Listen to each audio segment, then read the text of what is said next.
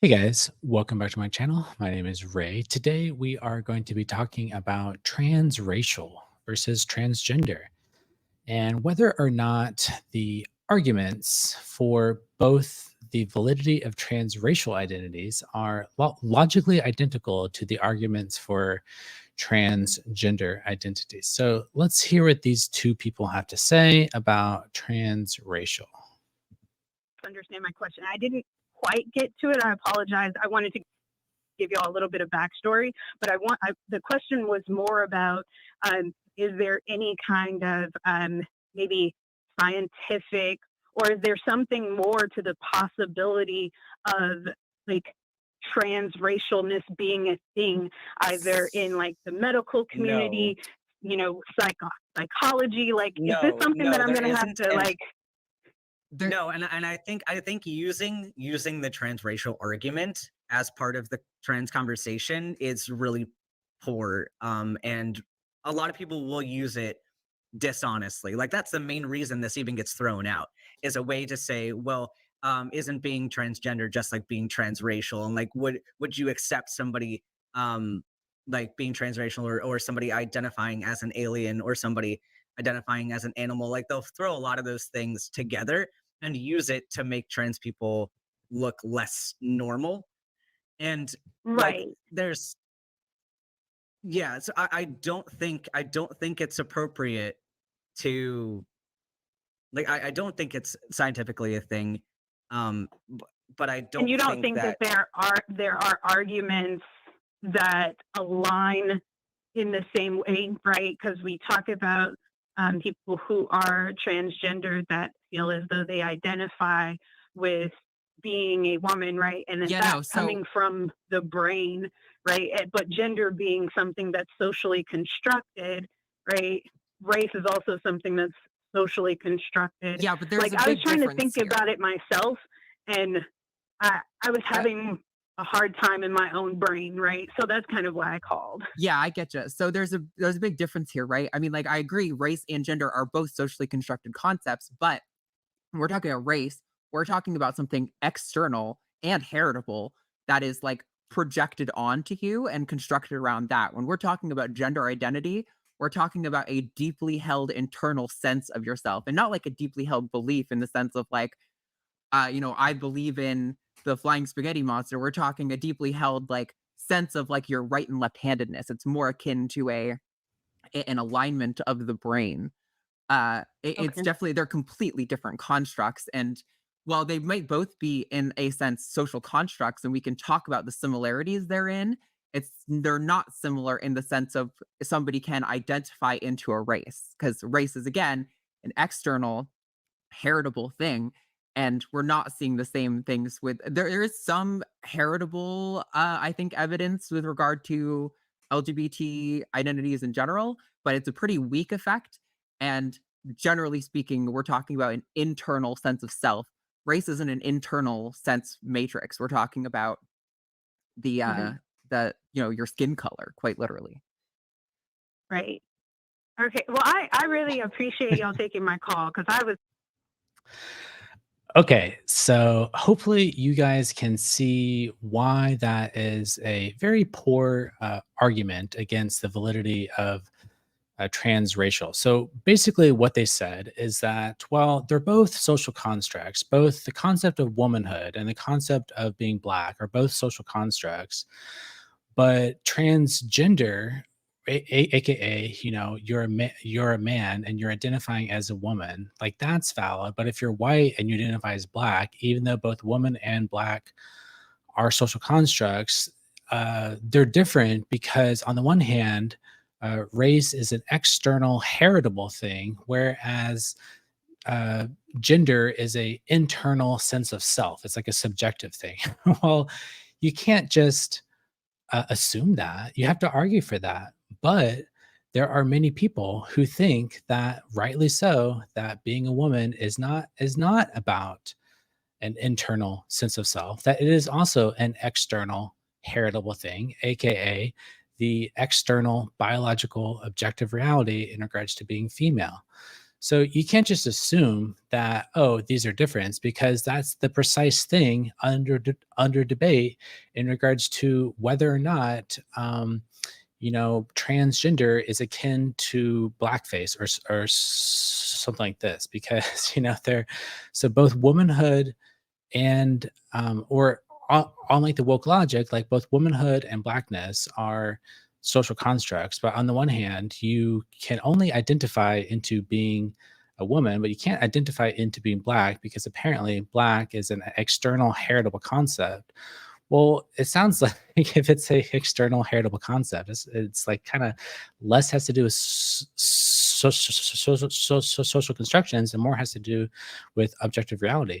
Well, you could say the same thing about being a woman. You could say, well, being a woman is less about an internal sense of self, because what does that even mean? And it's more about an external reality insofar as it's about, your biological femaleness, your sort of your reproductive capacity. That the fact that your body is organized around the development of the production of eggs, and that's what's definitive of being female, and that is the historical, long-term historical understanding of the concept of womanhood. And it's only recently that this idea of womanhood as an internal sense of self, that is a new conception.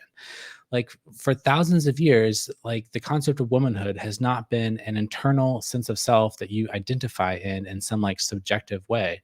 The concept of womanhood is widely if you just look at the history of the concept in terms of how it's utilized in language and in pragmatic concepts, and how people have thought about this concept for thousands of years, across different cultures. Like the concept of womanhood is very clearly related to reproductive capacity, which is connected to a biological fact, aka an external reality.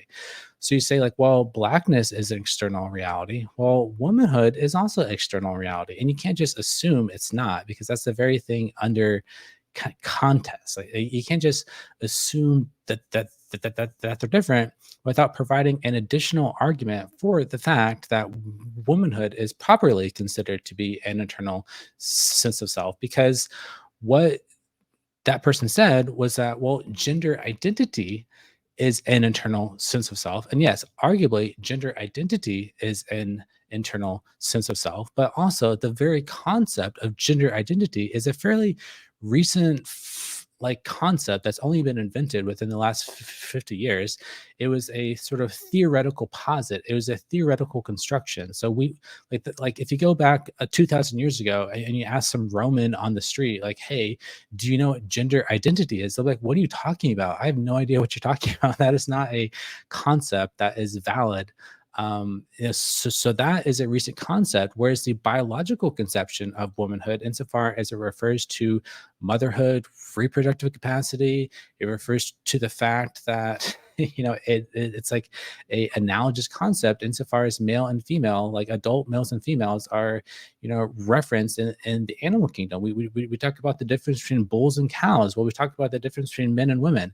The distinction between a bull and a cow historically is the same exact distinction between a man and a woman. It has to do with a biological external reality. So to just assume that being that woman is a internal sense of self, you can't assume that. You have to argue for that. Well, the only reason to argue for that is based on transness. Well, that is, like trans people don't have the right to just redefine how concepts work for everyone else.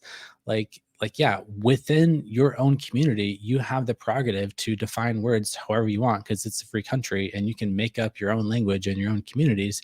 But in the rest of the world, we're not under any obligation to buy into how these niche subgroups define words. If you're a niche subgroup or a subculture and you have this unique way of defining words, like that's great, you can do that. It's a free country. Like we don't have thought police in this country, but you can't just say that like that is the definitive concept. And it is fully appropriate for other people, for biological females, for women, to think that the equivalent of a white person putting on blackface, and like Rachel Dolezal putting on blackface, trying to identify into the class of being black, that it is analogous to a trans woman identifying into the class of womanhood. Because in both the case of blackness, which they said was an external heritable reality.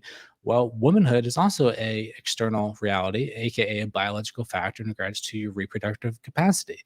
So to say that there's no analogy, I mean, it's just question begging. It is obviously just question begging. And the only reason why the sort of woke thought police says, oh, you can't make that analogy. You can't say that a trans woman is wearing woman face, whereas like a white person wearing trying to identify into black is wearing blackface. Well, the only reason why is because of political incorrectness. Because like the woke thought police has just sort of arbitrarily said that oh, you can't think that, you can't think that. Well, there's no argument why, even though logically there's the exact same arguments. There's no logical distinction, because if you say that, well, being black is this external heritable thing, and that's how the concept has always been. Well, the concept of womanhood historically has also been such that it's an external reality insofar as it refers to your reproductive capacity, your biological capacities. And so to say that there's no like analogy, that's question begging. It is question begging, and it's only reinforced through the thought terminating cliche that women are women, trans women are women, which is a sort of like it is like. And to question that is a thought crime, and it's a thought terminating cliche, and it's just like out of political correctness that you're not allowed to question this, even though logically it is the exact same argument in regards to a trans woman wearing woman face and and a white person wearing blackface. They're the exact same. Logically, it's the exact same thing. And there was a philosopher, a academic philosopher, who published a paper to this effect in a reputable academic journal in regards to making this argument that, like, logically speaking, on a strictly logical basis, the argument for transgender, if transgender is valid, then transracial should be valid, and if transgender is not valid, then or if transracial is not valid, then gender should also not be valid, because logically they like work on the exact same logical premises insofar as like how the analogy goes. And this philosopher got canceled big time in the academic literature. I think her name was like Rebecca Tuval or something like this, but it was like a huge deal. This was like 5 years ago or something like this, but she was canceled. The paper got retracted. She got like pushed out of academia for daring to even question this. Even though in like philosophy you're supposed to be able to ask questions, to make arguments. And it's like, oh, you can argue like Peter Singer, like argues that you can kill babies based on some logical argument, and he didn't get canceled for that. But if you just make a good argument for this transracial thing, like, oh, that's thought police, you can't think that, that's politically incorrect, even though arguably the thought of it, like doing infanticide on disabled babies, like Peter Singer argues, that's also politically incorrect, but he doesn't get canceled for that. The transgender topic is sort of you can't touch it. You can't touch it. You'll get canceled because of this political correctness, because of this woke ideology, this transgender ideology. These trans activists will go after you and say like, oh, you can't do that because it's transphobic. It's transphobic. Well, it's not transphobic to think logically. It's not transphobic to question the philosophical coherence of concepts. But in the trans world, you're supposed to shut down the like conversation. And in that call, you see the caller called in, they could clearly see that there's like this logical analogy between these two concepts. But the two hosts of of the call-in show, they just immediately shut it down and said, no, you can't think that. That's not appropriate. It's not appropriate to think that. That's thought police. That's political correctness run amok, and it's shutting down conversation. It's shutting down dialogue. And like we're not allowed to think about things anymore. And you'll get canceled. They'll try and go after your job, go after your reputation, say that you're a hater, a bigot, you're transphobe for just thinking logically about certain things, even though they don't actually have good arguments for their case. They're just question begging. They just assume the conclusion they want to have. They take as their mantra, their axiom, their fundamental axiom is the thing is the conclusion that trans women are women, and then they construct their entire ideological system based on that axiom. You can't question that axiom, even though, if you question trans race, you should be able to question transgender. If you question Rachel Dolezal, you should be able to question a trans woman. Like logically, it is the exact same thing, but you're not allowed to question it. Okay, so hopefully I showed that this whole concept is pretty ridiculous, and that this is just like cancel culture, political correctness, woke ideology, standpoint epistemology run amok. They say like, oh, only trans people can ask these questions. Only trans people know the answers to these questions. Like, no, you should be able to just be a regular person and think about this logically and come to your own conclusions and not be told that like, oh, it's transphobic to even ask that question. It's transphobic to even think those thoughts. It's transphobic to even make that comparison, to say that like that's not appropriate. Well, that is thought police. That is a thought terminating cliche. That is so okay. I've said my piece. Thanks for watching. Take care. Bye bye.